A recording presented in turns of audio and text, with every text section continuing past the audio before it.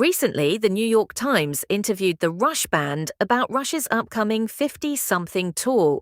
Geddy Lee and Alex Lifeson open up about the band's reunion, their rehearsal process, and what fans can expect from the tour, including the addition of their new drummer, Anika Nilles. The interviews took place at the iconic Barbarian's Steakhouse, not long after one of their rehearsal sessions. During rehearsals, the band worked through around 11 songs out of a total of 38. They're currently relearning, though. The setlist remains tightly under wraps.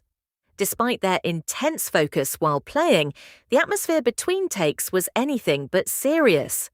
At one point, Geddy jokingly complained that a song had far too many words, only for Alex to reply dryly that his guitar had far too many strings. According to Geddy, that contrast is exactly how Rush have always operated. Complete focus and precision while performing, followed immediately by humour and light-hearted banter the moment the music stops.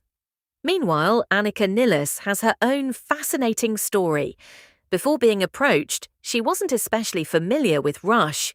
She first gained recognition in the early 2000s through online jazz fusion performances, drawing inspiration from drumming legend Jeff Porcaro.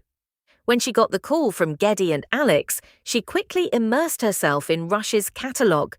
She even joined a Zoom call with them while on tour in German from what she described as a rather unimpressive hotel room, which made the moment feel all the more surreal.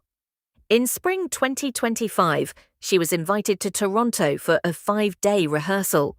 By the 4th day, Geddy admitted there was still a slight concern, not about her overall skill, but about capturing the subtle nuances of Neil Peart's distinctive style.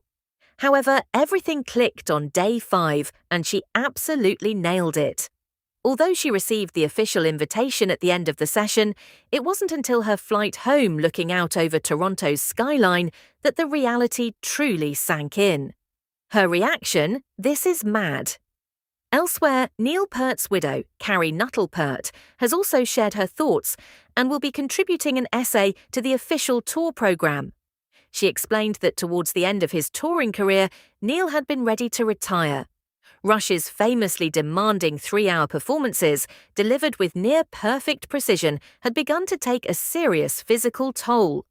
He once likened it to running a marathon while solving equations. Carrie also highlighted the band's 1981 classic Limelight, which she believes perfectly captured Neil's complicated relationship with fame. Despite his success, he remained deeply introverted and never entirely comfortable in the spotlight. As for how Neil might have reacted to Rush returning to the stage without him, Carrie imagines he would have responded with a mix of affection and disbelief, perhaps asking, "Why?" or joking, "You lot are completely mad," but of course said with love.